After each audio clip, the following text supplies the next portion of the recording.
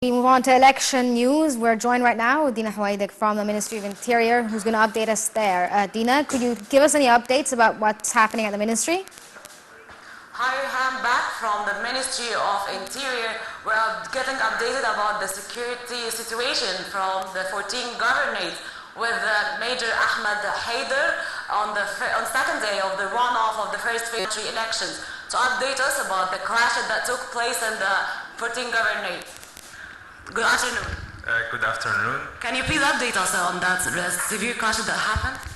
The clashes that took place are expected in certain constituencies where these constituencies, the familial and the tribal tensions are prevailing in such constituencies, but the police immediately interfered and was able to control the situation there. You know that the families are supporting its candidates, so these clashes are taking place in such constituencies, especially in Upper Egypt. Do you think this is gonna affect the turnout of the elections and the later update? No, actually, it will not affect any kind of the process of voting. And we urge as the Minister of Interior, the citizen to practice his constitutional right and to vote without fear. You will have a very safe environment for voting, and these clashes will not affect the voting process. And as I told you, they are deployed all over the Republic in all the constituencies and the polling stations. Speaking of security, can you please remind us again of the preparation of any violations that are going to occur in anything?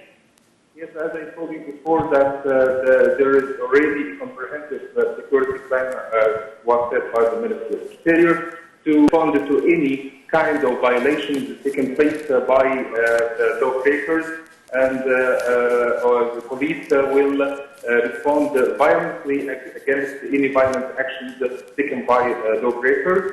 And also, as I told you, that the police are deployed outside the polling stations and securing the areas around the polling stations, and there is no reason for any affecting the voting.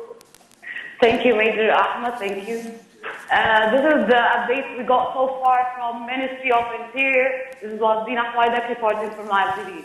Thank you so much, Dina, for updating us on the situation. We go back to the business news. Asian stocks slipped, but losses were capped by caution ahead of the U.S. Federal Reserve's policy decision later in the day. The story.